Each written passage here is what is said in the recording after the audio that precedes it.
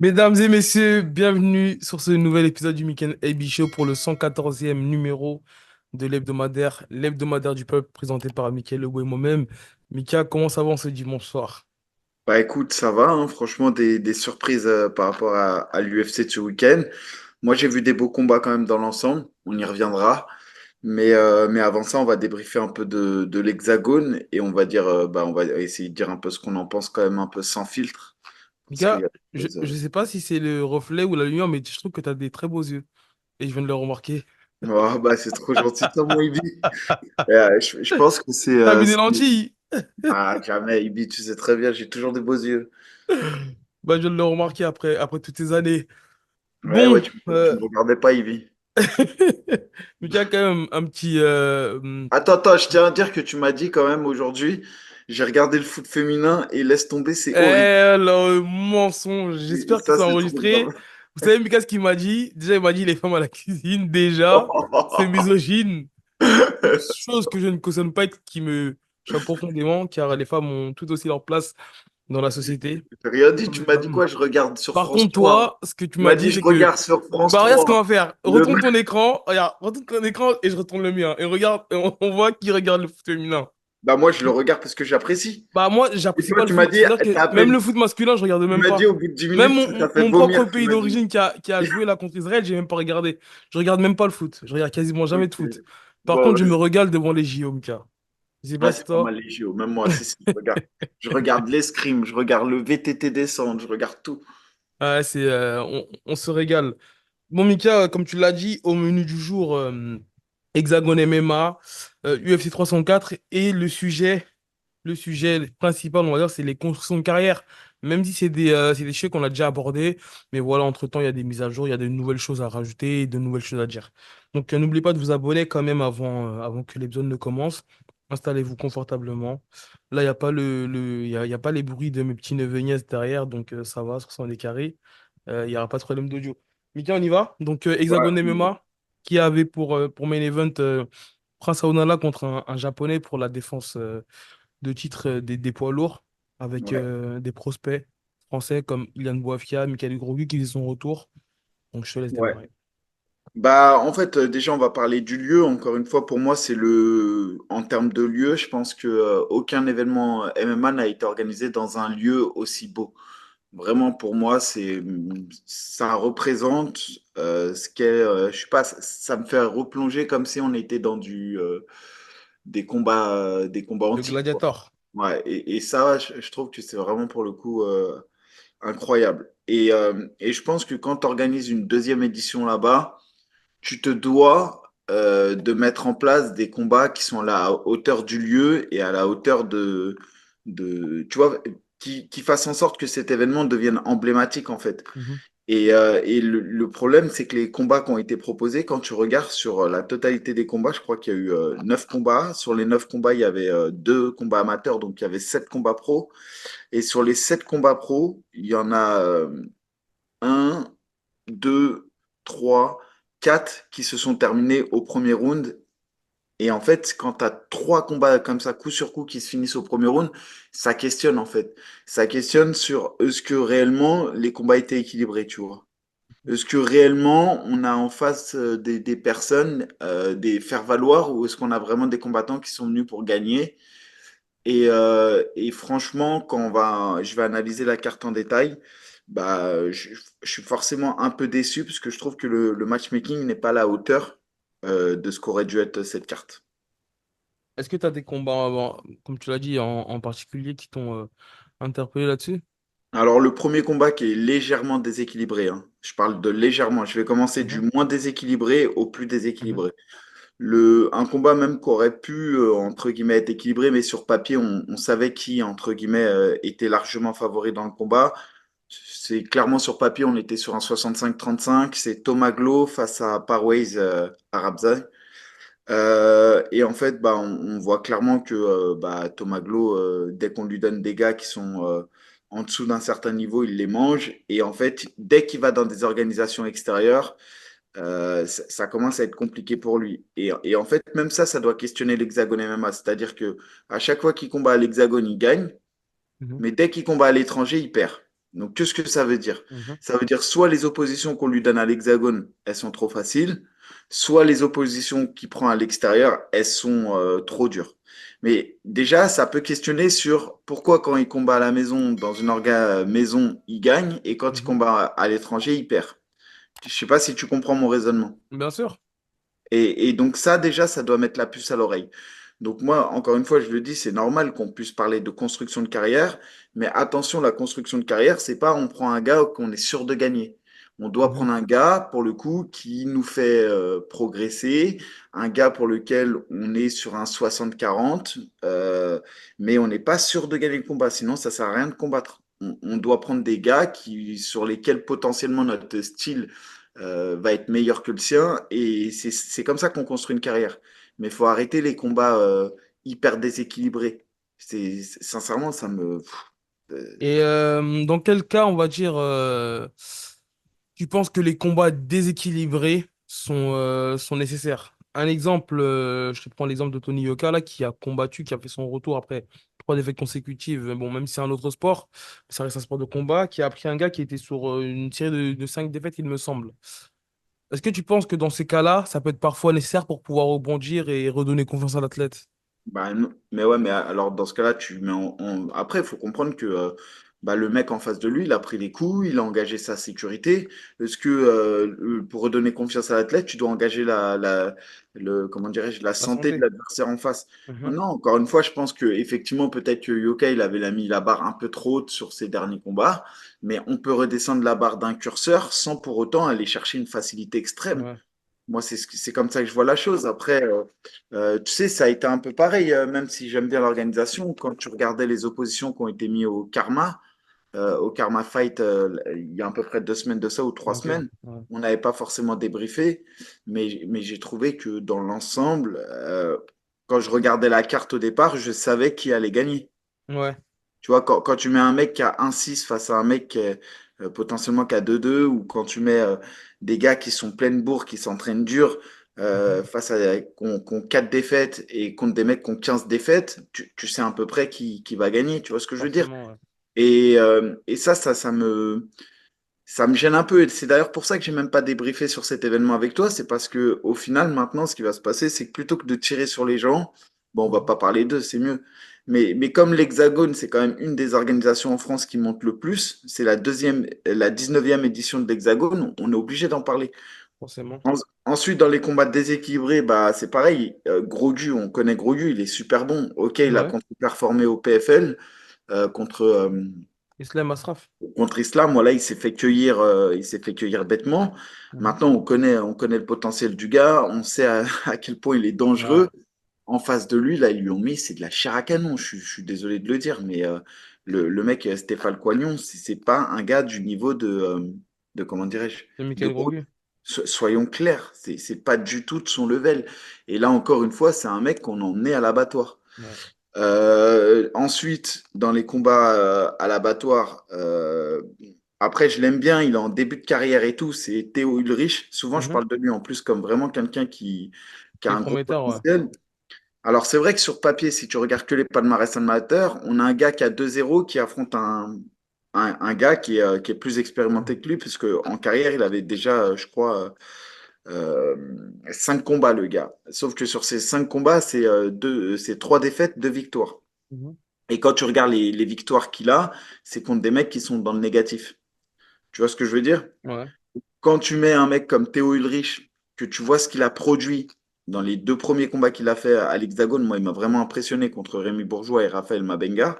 Ouais. Quand tu vois son palmarès amateur qui est quasiment parfait, où il affiche un record, je crois, de une défaite pour 12 victoires ou quelque chose comme ça, Ouais, c'est ça. tu te demandes où est l'intérêt d'aller affronter des gars comme ça. Même si, encore une fois, je le dis, le mec devant lui était plus expérimenté, ok, il avait des combats de plus, mais le gars en face de lui, il n'a pas de combat amateur.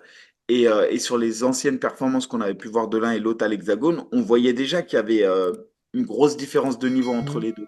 Et là, encore une fois, ça me questionne de savoir ben, pourquoi on fait ce type de combat. Ce combat, il l'a gagné en 30 secondes. Qu'est-ce que ça lui a apporté concrètement? Rien. Et pourtant, je suis le premier à dire que ce gars-là, vraiment, je le vois comme un potentiel dans le MMA. Je retire pas ce que je dis. Je pense que Théo Ulrich, c'est quelqu'un qui ira loin. Il est bon. Maintenant, quand je vois ce type de combat, bah, moi, ça me déçoit. Ça me déçoit parce que c'est pas représentatif de l'image du MMA. Effectivement, Mika, je te rejoins sur tout ce que tu viens de citer. Et surtout, j'aimerais rajouter qu'il y a aussi derrière la médiatisation qui est surjouée. C'est-à-dire que lorsqu'on prend, comment dire, un adversaire avec des facteurs que tu as cités, c'est-à-dire notamment le Sherdog, le palmarès qui est en négatif et les compétences qui sont beaucoup moindres que l'opposant, je trouve qu'il y a il y a une surmédiatisation parfois, c'est un peu trop surjoué la médiatisation qui est faite derrière. Donc je pense que c'est vrai qu'il ok, les adversaires ne sont pas, on va dire, à la hauteur, mais derrière, lorsqu'il y a une performance qui est faite, faut pas trop en faire non plus, tu vois. Faut pas trop, faut pas vouloir briller alors que il n'y a pas eu de réelle opposition. Moi, c'est ce qui me gêne un petit peu parce que, bon, on va pas se mentir, Mika, dans toutes les organisations françaises, en tout cas, on voit ce genre de match-up. On voit Ouais, ce mais genre de match-up. on le voit et on l'a critiqué. On l'a Euh, critiqué. Quand c'était au Ares, j'ai surcritiqué. Parfois, à l'époque, au MAGP, je critiquais aussi. Même parfois, quand c'est au COF, j'ai critiqué quand il y avait des combats Ouais. qui me semblaient déséquilibrés. Et pourtant, tout le monde sait que, vas-y, on va dire, je travaille un peu avec eux. Mais pourtant, ça m'empêche pas de retirer de ne pas être lucide face à ce qui se passe. Et là, quand je vois l'Hexagone, encore une fois, comme je le dis, ils sont à la 19e édition. Ils s'inscrivent comme ceux qui potentiellement vont devenir bah, une valeur sûre dans le MMA français. Et quand je vois ce que ça devient, j'ai l'impression que c'est les Jeux du cirque dans le plus beau lieu dans lequel a été organisée une compétition de MMA. Et c'est ça qui me gêne. Parce on va continuer. Tu vois, par exemple, Ilian Boifia qui affronte le Cubain. Ouais. Après, Boifia, et c'est ce qu'il dit, il dit qu'il a eu une vingtaine de refus. Tout le monde le refuse. Donc après, je peux comprendre que c'est difficile de trouver un combat. Mais le mec en face de lui, c'est un gars qui a une seule victoire, on va dire, en carrière qui est intéressante. En plus, c'est un gars que j'avais affronté. Il a Ah mis ouais. KO Gabor. Mhm. Tu te souviens? Oui, Gabor, je oui. l'avais affronté, je crois, à l'Octagone. Le rocker polonais, là. Exactement. Donc Ouais. il a quelque chose dans les poings, le cubain. Mais on sait tous que Ilian en anglais, c'est très très fort. Ouais. Et on voyait pas le mec, il a mis. Enfin, ce que je veux dire, c'est pareil. C'était un combat, on savait. J'aurais pu mettre ma maison sur le fait que Ilian gagne le Ouais. combat. Bon, bah voilà, ça a pas loupé. Première minute du combat, il se fait toucher, il se couche. Et pourquoi je dis les jeux du cirque, et là je le garde pour la fin, combat poids lourd, on a Prince Aounala qui est plutôt en forme, on le voit lui aussi hein, comment dirais-je, sur ses 6 derniers combats, ouais c'est ça, c'est 5 victoires, une défaite. D'ailleurs sa Ouais. seule défaite, bah, c'est au KSW, quand Ouais. il est parti dans une organisation majeure. Avant ça, il avait enchaîné des défaites, c'était en 2019, mais c'était dans d'autres organisations étrangères. Ouais. Et dès qu'il revient à la maison à l'Hexagone, bah, on voit bien que les match-ups qu'on lui propose, ce sont des match-ups dans lesquels il brille. Et moi, encore une fois, ça me questionne. On lui ramène un gars qui a 10-0 en carrière. Et quand tu commences donc au départ, tu te dis, ah ouais, le mec, il est solide. Et là, quand je commence à regarder un peu le palmarès du gars, Mhm. bah, je vois que le gars, il a affronté des mecs à 0-0, à 7-10, à 1-2, à 1-0, à 1-4, à 2-0, à 0-2. Bon, tu vois ce que je veux dire? Ouais, mais écoute, pourtant, je trouve que c'est assez dommage, surtout dans ce cas-là, par exemple, sachant qu'il y a, t'as l'autre Français poids lourd qui est à l'Hexagone, qui a même fait plusieurs combats à l'Hexagone, Anthony Morel, et qui a justement récemment pris la ceinture de l'UFC, qui est toujours signé à l'Hexagone. Je trouve que ça ferait un bon match-up, les deux. Donc après, pourquoi est-ce qu'ils ont été chercher un Japonais invaincu qui n'avait pas réellement le niveau? Et, Forcément, pour faire un et, match-up favorable. Et le pire, c'est ça que tu vois que c'est des match-ups qui sont, entre guillemets, montés. C'est que tous les mecs, ils ont jamais combattu à l'Hexagone. Ça veut dire Mhm. on a fait venir des mecs là pour qu'ils se fassent casser la gueule, entre guillemets. Et quand tu vois que les mecs, les combats, ils se finissent au bout d'une minute de combat, c'est pas que c'est spectaculaire, c'est que les combats sont déséquilibrés. Ça peut arriver de se faire contrer. José Aldo contre Connor, ça a duré 12 secondes. Bien Bah, sûr. ça arrive même au meilleur. Mais quand là, on voit la physionomie du combat, on voit juste les déplacements au début du combat, tu vois juste, bah, tu sais ce qui va se passer. Et c'est un peu ce qui me gêne sur la carte. Et au final, je vais même pas recommander plus que ça pour l'Hexagone. J'espère qu'ils l'entendront quand même parce que je trouve que c'est hyper décevant. Bah, écoute, Mika, en espérant que ton message serait bien entendu, n'hésitez pas à dire dans les commentaires ce que vous en pensez. Mika, Après, non, passons après, à... ce qu'on peut faire, c'est, tu vois, encore une fois, on le dit, c'est bien de comprendre ce qu'est la construction de carrière et la différence entre juste prendre du vert. Parce que, en fait, on le voit avec certains combattants. Ils ont 3, 4, 5 victoires. Donc, Mhm. ils ont 5 verts. Pourquoi on dit vert dans le milieu? Parce qu'en fait, quand vous allez sur les sites Tapologie, les records, etc., vous avez du vert. Et en fait, après, donc, ils signent dans des organisations. Bah, en plus, en France, on a maintenant le KSW, le PFL, le Bellator. Et en fait, après, une fois que les gars, bah, ils arrivent dans ces organisations-là, qu'est-ce qui se passe bien souvent? Ils prennent du rouge. Pourquoi? Parce qu'en fait, ils se sont bercés d'illusions. Et c'est pour ça que ça sert à rien d'aller à l'UFC à tout prix ou de vouloir signer dans les grosses organisations si avant ça, vous n'êtes pas en mesure d'affronter des gars qui sont difficiles. Si vous commencez déjà à parler de construction de carrière, ouais, mais je reviens, ouais, mais je suis blessé, ouais, mais ça fait un an que je suis pas actif, ouais, mais lui, je veux pas l'affronter parce que c'est mon pote, ouais, mais là, j'ai mal à l'épaule, il me faut encore un entraînement complet. Ouais, écoutez, regardez les 5 qui sont actuellement les meilleurs Français, les 5, Manon Fiorot, Cyril Gann, Imavov, BSD, Parnasse, vous regardez leurs trucs, ils ont jamais affronté de plombier. Ils ont toujours affronté des gars durs et ils ont toujours performé face à des gars Mhm. durs. Dès lors que vous commencez à vouloir être trop dans la construction de carrière, etc., etc., et je dis pas qu'il faut pas construire sa carrière, mais dès lors que c'est votre seule et unique chose, c'est de dire que je vais gagner le combat à 80%, eh ben vous serez jamais champion. Mettez-le bien dans votre tête. Si vous voulez combattre que des gars où vous êtes sûr à gagner à 80%, vous serez jamais champion. Vous aurez un beau palmarès, mais vous ne serez jamais champion. Alors, c'est sûr, hein, à la fin de votre carrière, vous allez avoir 15-6, 18-6, il n'y a pas de problème. Sauf que vous ne serez jamais des champions, vous ne serez jamais allé top 100, top 80 dans les vrais classements mondiaux. En gros, il faut y aller crescendo et ne pas viser que les constructions de carrière avec des plombiers, quoi. Et tu sais, Mika, ça me rappelle aussi, je sais pas si tu as connu, enfin forcément, tu as connu le WWFC, et ils avaient deux frères qui combattaient, les frères Shkabov. Et en fait, ces deux-là, ils combattaient uniquement dans leur organisation parce qu'ils je crois qu'ils étaient ukrainiens, tchétchènes ou dagestanais. Donc là, c'est des gars des pays de l'Est. Et il Ah y en a un des ouais, deux qui a signé à l'UFC. c'est Hassan et Roussen, je crois, un truc comme Ouais, ça. récemment, il y en a un des deux qui a signé à l'UFC et premier combat, il a été cuté, il me semble. En gros, parce que vraiment, mais vraiment, ils ont eu que des constructions de carrière. Et même lorsqu'ils se faisaient dominer, c'est un arbitrage fait maison. Et en gros, pour dire qu'ils n'ont pas fait long feu à l'UFC. Enfin, il n'a pas fait long feu à l'UFC et qu'en gros, comme quoi, construire une carrière, ok, mais lorsque c'est pour aller à l'UFC, bah forcément, à un moment donné, il y a un mur qui est devant et on se rend compte que ça ne nous a pas fait évoluer, quoi. Mais après, franchement, le pire, c'est qu'eux, ils étaient pas mauvais, hein. Moi, je les voyais à Oui, l'entraînement, ils étaient franchement bons, hein. mais Euh, mais, c'est mais la pour construction de carrière qui les a repousser, handicapés. ouais, exactement. Mais Ouais. même pour reprendre un exemple, en plus, c'est un peu tiré sur l'ambulance actuellement, puisque le pauvre, il est.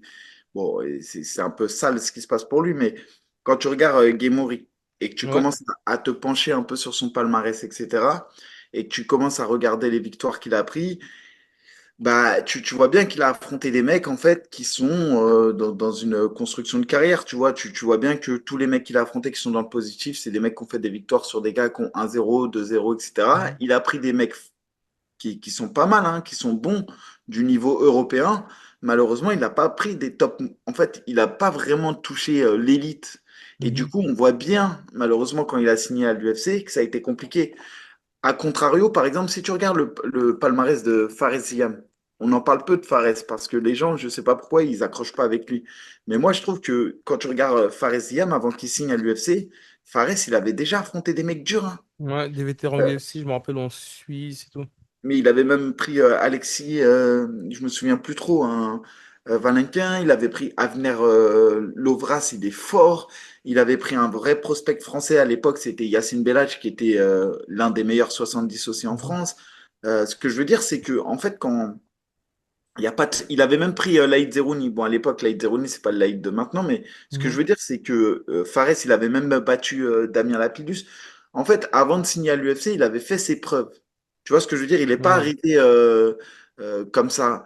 Des mecs comme Abdullah Abdouragimov, avant d'arriver au PFL, il avait fait ses preuves. Taylor Lapillus, avant d'arriver à l'UFC, et maintenant, avant d'y retourner, il a fait ses preuves. Ouais.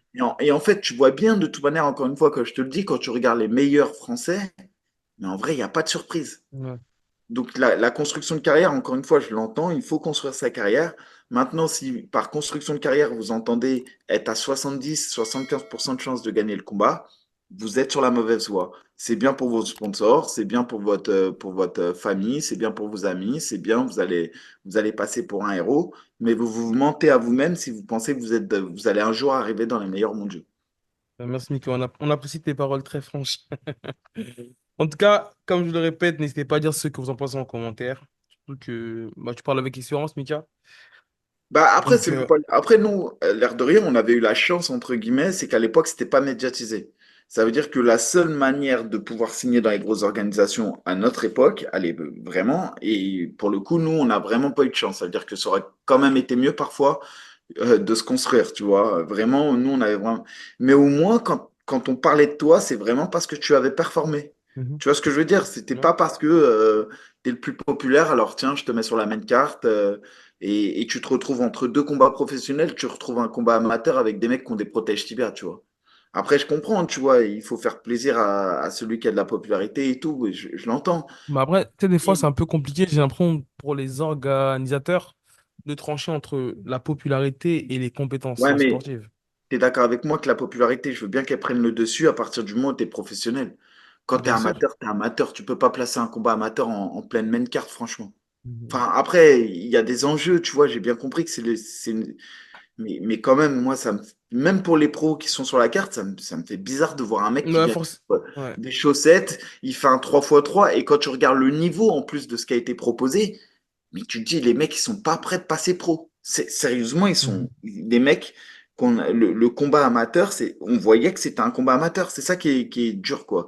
Et ouais, je trouve quand même que le MMA, là, ça ressemble un peu au jeu du cirque en ce moment, et ça serait bien que tout le monde commence à recalibrer sa boussole sur la performance sportive et arrêter de commencer à parler de construction de carrière au bout de 4-0, puisque le mec, il a beaucoup de followers.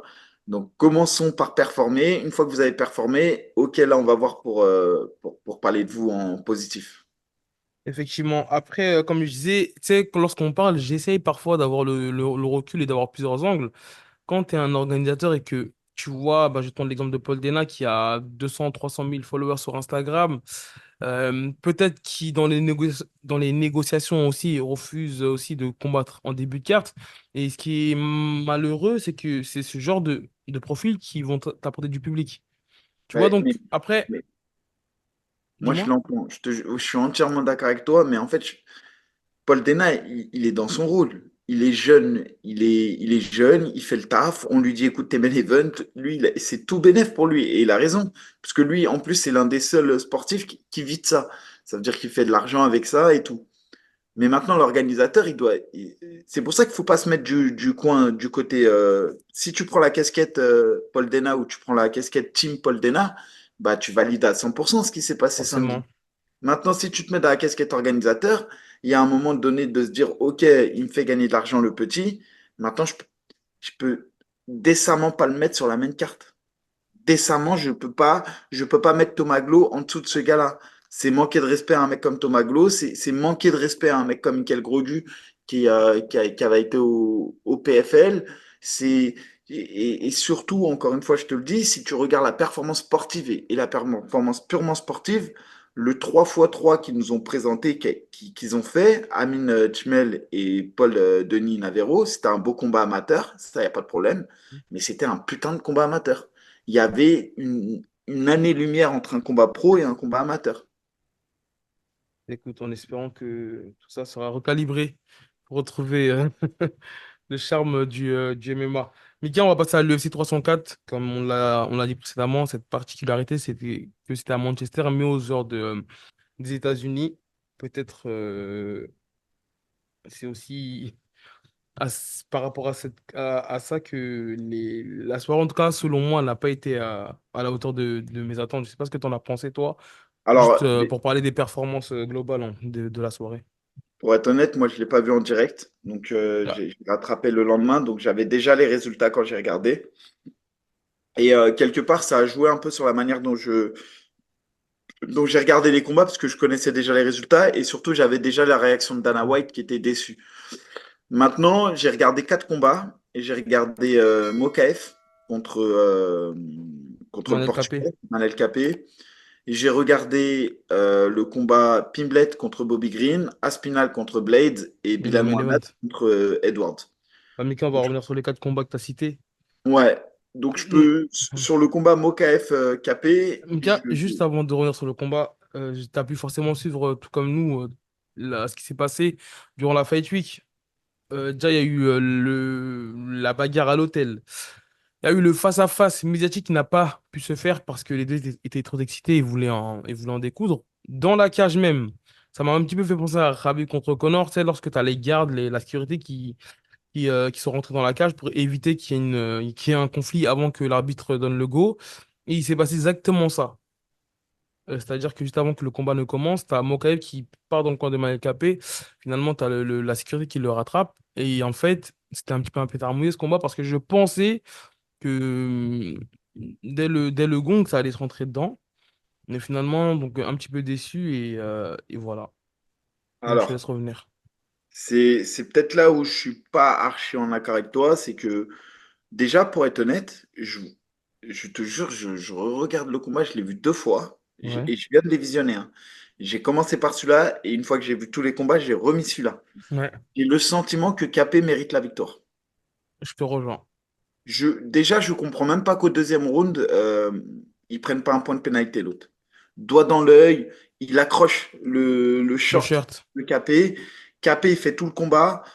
Les frappes significatives, effectivement, quand tu vois le décompte UFC, tu te dis que Mokaev est en avance, mais c'est des middle. Tu vois, c'est pas des vraies frappes significatives. Mhm. On parle pas de dommages, tu vois. Et je vois pas à quel moment, pour moi, Capé, franchement, déjà le premier round, je le donne à Capé. Le deuxième, je vois un point de pénalité pour Mokaev. Et même son amené au sol, pour moi, il fait rien. Il Mais derrière, s'ajuste l'arbitre, il du relève premier et ça round. repart debout. Et même au troisième round, j'ai un Capé qui, pour moi, est un peu dominant. Franchement, je vois pas comment il gagne pas ce combat. Ça, Et en c'est. plus, Mika, dis-toi qu'il combat avec un orteil cassé.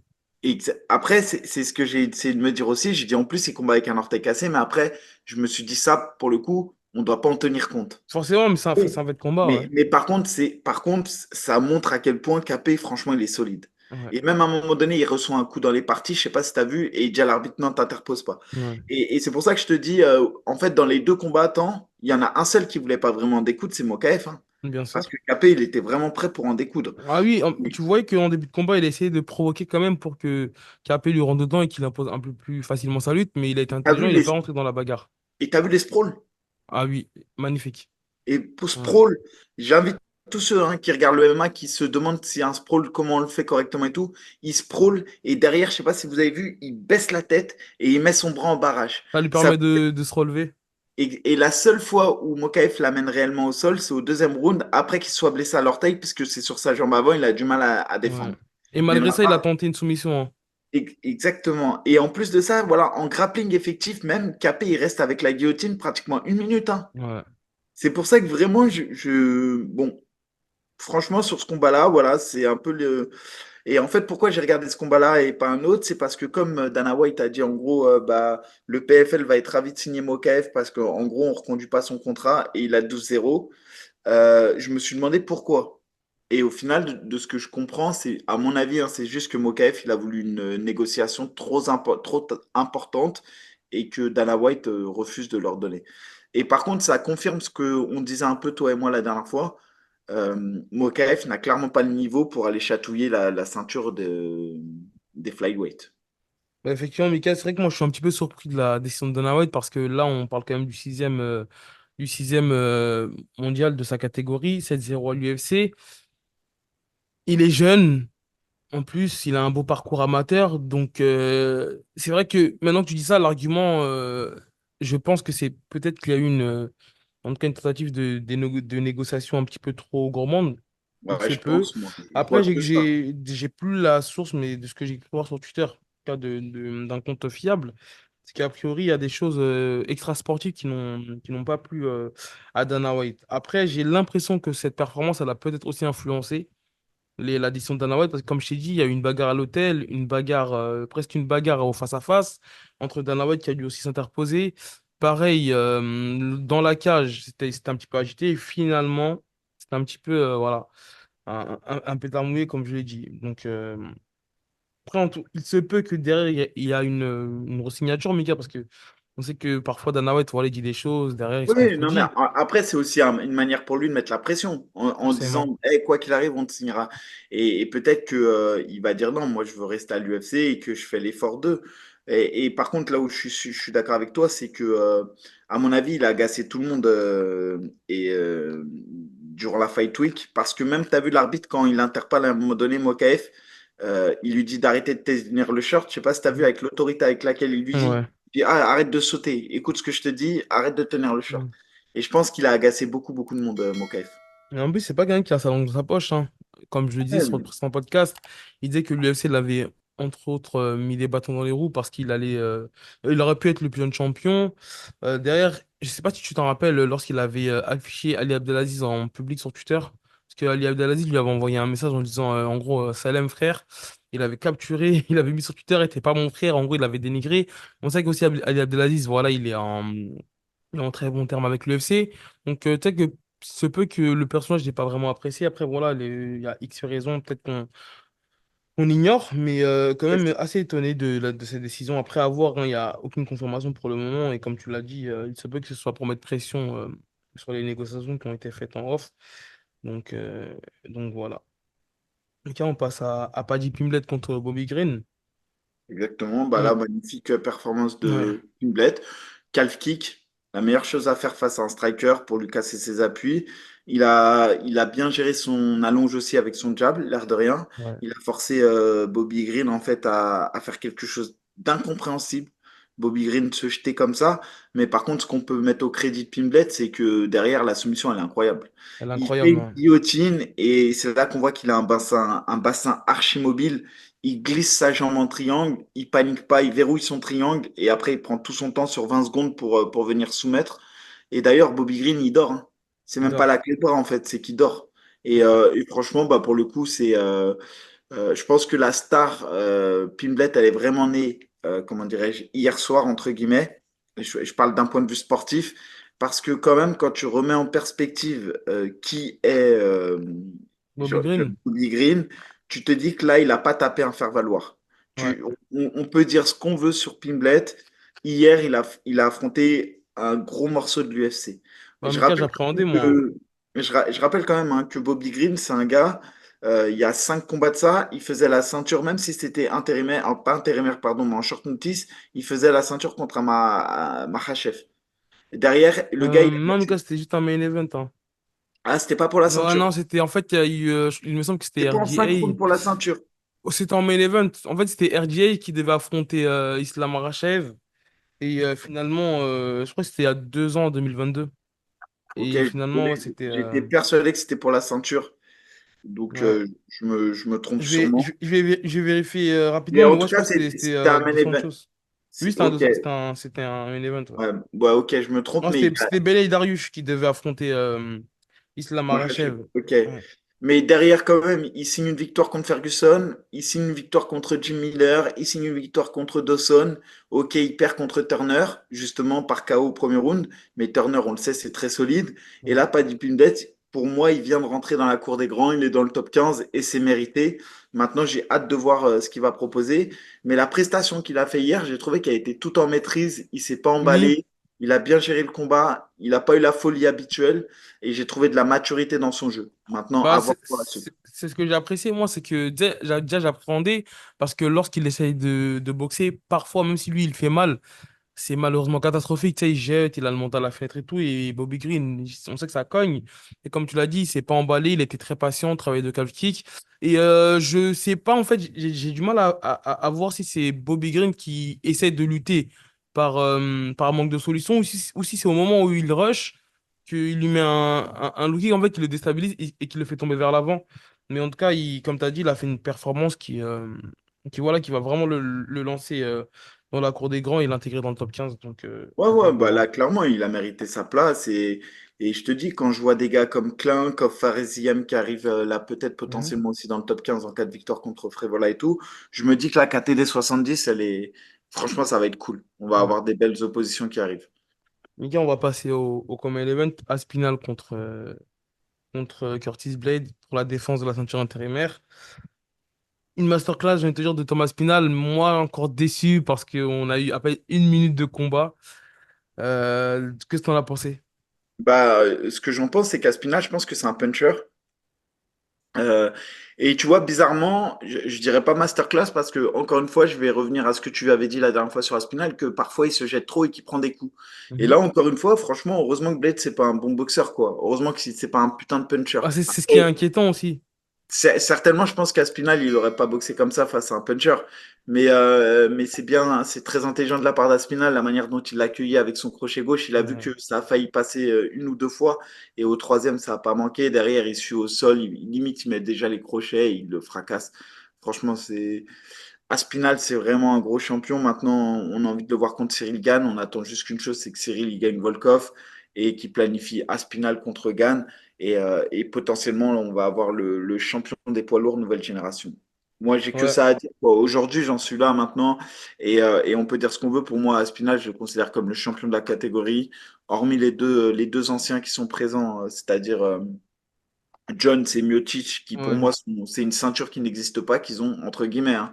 C'est pas méchant que je veux dire, mais en fait, on voit bien qu'ils n'ont pas envie de la jouer avec les autres. Donc autant les Bah, laisser. Mika, comme je disais sur Twitter, c'est un peu compréhensible. Regarde. Mais Euh, non, non, mais en gros, on se doit de répéter et de rafraîchir la mémoire. On est sur. Tu sais, c'est simple. Lorsqu'on entend MMA, on entend John Jones. Nika, à son palmarès, il n'a quasiment que des légendes. Il a décimé deux générations, des light heavyweight et des light heavyweight, tout simplement. Bon, même si son combat contre Cyril Gane, c'est pas un combat référence, mais voilà, actuellement, il n'a plus rien à prouver. Maintenant, dans la position dans laquelle il est, personnellement, je peux le comprendre. Il a 37 ans, il a un seul combat à son actif dans sa nouvelle catégorie. Il a un ou deux combats grand max de sa retraite. De sa retraite, tu veux lui coller Aspinal, qui est tout frais, qui a aucune légende dans son actif, mis à part à avoir éteint Pavlovich et défendu sa ceinture contre Curtis Blades. il a battu Alan Bodo quand même au premier round.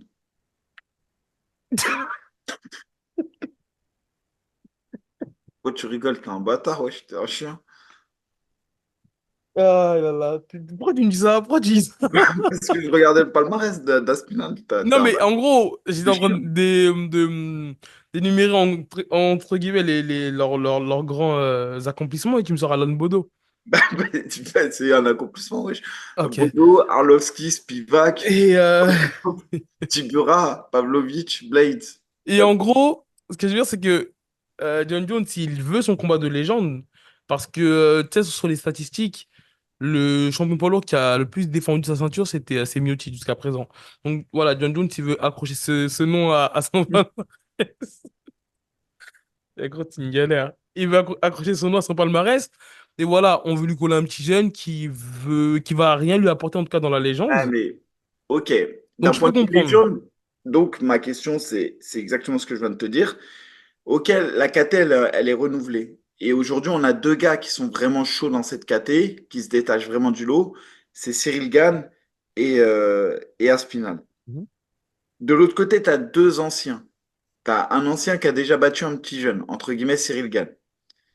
Pourquoi il irait pas prendre Aspinal? Vu qu'il a pris Cyril Gane, ça ne l'a pas déplu de prendre Cyril Gane. Quand on lui a proposé, il a dit OK. Maintenant, La il ceinture, elle était vacante, Mika, à ce moment-là. Ouais, ok. Mais maintenant, on lui dit, ouais, il faut que tu prennes absolument Miocic. Mais tout le monde sait que Miocic, aujourd'hui, je te jure, je suis même pas sûr qu'il passe un Blade ou un Spivak. Tu vois ce que je veux dire? On est tellement dans l'inconnu avec Miocic aujourd'hui qu'on sait même plus ce qu'il vaut réellement Miocic. Donc, je pense que John Jones se réfugie derrière ça en disant, ouais, mais moi, ce qui compte, c'est mon héritage et ce que je veux, c'est affronter le God des goths. Mais le problème, c'est que tu le prends plus au bon moment. Donc, bah, montre que tu es vraiment le champion et montre que tu bats les meilleurs actuels. Mais Mika, il l'a fait à maintes reprises. Je pense Et, à Dominique Reyes, même si le combat, il est un peu. alors, Voilà, je te repose sa la question décision, elle a différemment. discuté. Attends, je te repose la question différemment, Ibi. Tu penses que combat John Jones à Spinal va être plus dur qu'un combat contre Miocic ou pas? Tu peux me répéter, s'il te plaît? Est-ce que John Jones Aspinal va représenter plus de difficultés que John Jones? Non, mais ben non, Mika, mais sur ça, on est d'accord. Mais comme je t'ai dit, en tout cas, sur papier, si demain on voit qu'il perd contre Miocic, mis à part dire il a perdu contre un quasi-retraité, on dirait qu'il a perdu contre le plus dominant des poids lourds.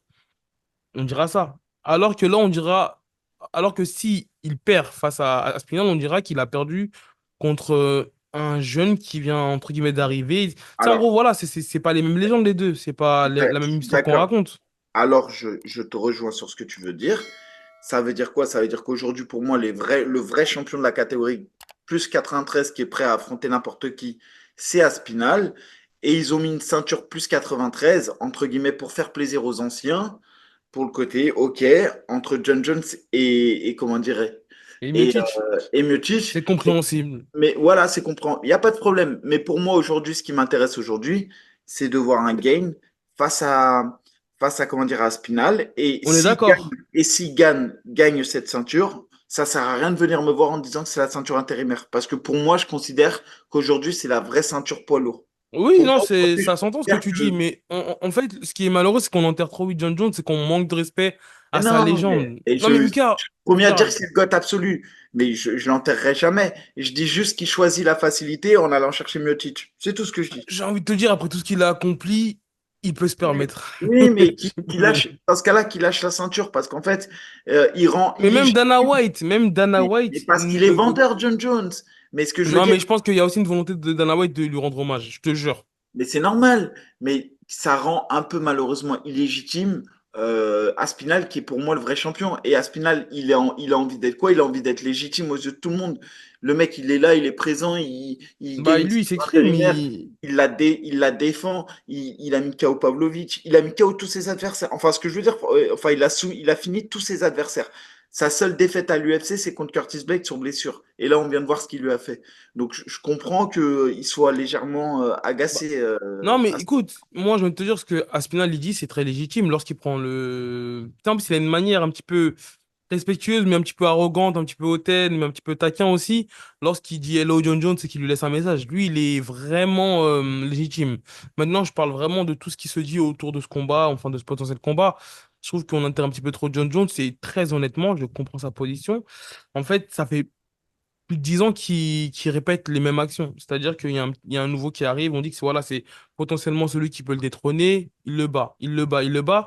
Là, actuellement, tu regardes ce qu'il a bâti, même Khabib qui a été à un moment donné dans la discussion des GOAT, bah avec le temps, on voit que en fait non, il a à peine défendu sa ceinture à 2 reprises, même si stylistiquement c'est pour moi le plus dominant tout cas dans ce qu'il a pu nous montrer dans la cage, mais on voit que John Jones, ce qu'il a fait, bah, personne ne l'a fait jusqu'à présent.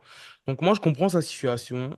J'entends aussi, je comprends aussi la situation de Thomas Pinal. Comme tu as dit, il vient de défendre la ceinture intérimaire une première fois. Il a éteint Pavlovich, qui était l'homme le plus effrayant après Ngannou. Donc je comprends un petit peu sa situation, mais bon, c'est plus en tout cas ce qui va, ce qui va être dit autour de tout ça. Mais voilà. Pour moi, c'est marketing. Après, voilà. Bah Ensuite, ouais, main event. Donc ça, on en avait parlé. Et bah, Bilal Mohamed il a gagné. Et comme je le pensais, il pouvait Bilal. gagner qu'à la décision de toute manière. Maintenant, je pensais que Edwards, franchement, avait plus d'armes dans son arsenal. Et je reste persuadé que Edwards a plus d'armes dans son arsenal. Par contre, Bilal Mohamed, il m'a vraiment impressionné. Tu sais, c'est où qui m'a le plus impressionné? C'est debout. Ouais. Avec son jab et tout. Il m'a vraiment impressionné de fou Hmm. sur la qualité de son jab, sur le cross qui vient et tout ça. Et franchement, je trouve qu'il a 3 rounds nets. Je te rejoins. Ce qui a été, ce qui a surpris, je pense, Léon Edwards, comme tu l'as dit, il y a aussi le fait qu'il a su casser la distance, tu sais, boxer vraiment à mi-distance. Et à ce moment-là, changer de niveau parce qu'en fait, une fois qu'il était sous la ceinture, que le double leg était verrouillé, c'est à ce moment-là qu'il réagissait Léon Edwards. Donc après, même si dans un combat, il faut être dans la forme de sa vie, je sais pas si le fait d'avoir combattu à 6 heures du matin, ça a joué. Mais c'est vrai qu'on n'a pas reconnu le Leon Edwards qu'on a vu contre Kamaru Usman 2 et contre Colby Covington. Mais c'est vrai que dès qu'il est un petit peu trop bousculé, tu sais, à la fin du premier round, lorsqu'il est sur la minute de récupération, je te jure, tu sais, l'explosion qui tire, ça m'a rappelé alors Juste Ouais, avant le contre cinquième round. Ousmane, le cinquième round. Kamaru Usman, Exactement. tu vois qu'il est. T'as l'impression qu'il lâche mentalement. Et moi, c'est ça qui m'a un petit peu déçu, j'ai envie de te dire, de sa part. Même si, voilà, vers la fin du combat, on voit qu'il revient fort, mais voilà, c'était pas suffisant pour faire la différence. Après, déjà, je voulais revenir sur le combat aussi. Je sais pas si les gens y ont été déçus, mais on pouvait pas s'attendre à autre chose de ce combat. Par contre, franchement, j'invite tous ceux qui aiment le MMA et qui le pratiquent, hein, qui pratiquent le MMA. Ce qui a été proposé là sur 5x5 par Bilal Mohamed et par Belal les Mohamed, monsieur Mika. Bilal Mohamed, Belal. Belal et par Leon Edwards en termes de amener au sol, relever contre la cage, grappling, simple, Mhm. basique. C'est ce qu'il y a de. Si vous savez faire ça en MMA et vous le voyez, c'est des choses simples hein, qui ont été faites. Franchement, regardez jusqu'où vous pouvez aller. Après, il m'a impressionné Bilal, c'est sur sa lutte en chaîne. Ouais, Quand il prend le dos, il arrache double. Léon, il se relève, il prend le dos, il met un crochet, ça marche pas. Il enfourche. Et limite, il l'a slamé. Hein. Il a failli le mettre KO là-dessus. Hein. Il lui prend le dos. Après, au moment donné, Léon Edwards, il arrive à renverser. Je crois que c'est le troisième round. Le seul round pour moi qui gagne Edwards, c'est le troisième. ouais, il passe dans le dos. À la rigueur, le cinquième, tu pourrais presque lui donner parce qu'il crée du dommage avec ses coups de coude Mhm. tout à la fin du round, mais pour moi, c'est pas suffisant. Ouais. Mais en tout cas, franchement, en termes de technique MMA et de ce que doit être le MMA, je trouve que le combat qu'il a fait, Belal, c'est le plus beau combat que tu puisses faire. Il a mis la pression en anglaise avec des choses simples. Il a mis un middle. Il a jamais mis de high kick et tout. Il a mis que des middle puissants. Un jab, un bon cross. Il a mis la pression. Il y a un truc aussi qui m'a impressionné sur Belal. Il a tourné toujours sur le bras fort de Leon Edwards.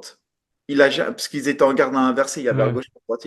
Il a jamais tourné à l'extérieur du bras avant. Et je pense que ça a perturbé Leon Edwards aussi. Il a toujours tourné sur le bras fort d'Edwards. Mhm. Toujours, toujours. Non, en tout cas, il m'a l'air très puissant. Vraiment, il m'a l'air de dégager une puissance. Et déjà, même là, le premier double leg, il est fait avec tellement de facilité dans le premier round, au Et début du combat. même le deuxième. Bon, en vrai, tous. Oui, oui, oui. Tout le monde le soulève. Mais Ah, ouais. tu as raison, le premier, en fait, c'est en ça que je dis, c'est cas d'école. Il a boxé, l'autre, il a levé les mains, il a mis les mains en dessous, il a tiré, il a levé. Et sur son jeu au sol, par contre, c'est peut-être là où il doit progresser parce que au final, c'est peut-être, il pourrait gagner tous les combats en fait. S'il garde le combat au sol derrière, maintenant, c'est. Mhm. Et quand on voit la difficulté avec laquelle Ousmane et Covington ont réussi à amener Edwards au sol, on se dit que vraiment il est une lutte de ouf. Après, sur le combat, je vais être honnête, j'avais mon favori, je pensais que c'était Léon Edwards. Je pense aussi que mon cœur était avec Léon, parce que vraiment, je trouve que c'est un combattant propre et qui a des choses à proposer. Maintenant, ne serait-ce que pour ce qui se passe en Palestine, je ne vais pas te mentir, je suis content. Je suis content Ouais. qu'ils aient trouvé un champion. Je suis content qu'il puisse parler de son pays. Ça va lui donner une tribune pour qu'il puisse parler de ce qui se passe là-bas. Ouais, c'est ce qu'il a Et, fait en euh, plus, hein. et vraiment, juste pour ça, je suis super, super content qu'il soit champion. Et on peut dire ce qu'on veut, mais la victoire, elle est ultra méritée. Et moi, je lui Forcément. donne même 4 rounds, 4 rounds sur les 5 rounds. Non, je te rejoins. En plus, tu vois que c'est un gars du peuple. Dans l'Embedded, dans les épisodes qu'on a vus qui sont ressortis, il a aidé un jeune enfant à retrouver son père. Il a vraiment shooté, non? Tu vois que c'est vraiment un homme au grand cœur. Il plaide pour son peuple palestinien. Donc, d'ailleurs, premier champion palestinien. Et donc, voilà, c'est tout à fait mérité. Moi, personnellement, j'ai été quand même surpris parce que je ne voyais pas, en fait, j'arrivais pas à trouver d'issue, en tout cas, pour Belal, surtout lorsque je voyais sa dernière performance face à Gilbert Burns il y a plus d'un an, lorsque je voyais les dernières performances de Leon Edwards, surtout celle à Colby. En tout cas, voilà, il a su faire la différence et on a vu que voilà, le Rabib style, en tout cas, les conseils de Rabib l'ont beaucoup apporté. Mika, on est beau, on a fait le tour. N'hésitez pas à dire ce que vous en pensez dans les commentaires. N'oubliez pas de vous abonner et on se revoit très prochainement pour de nouveaux épisodes. Salut à tous et bonne semaine. Ciao, Ebi.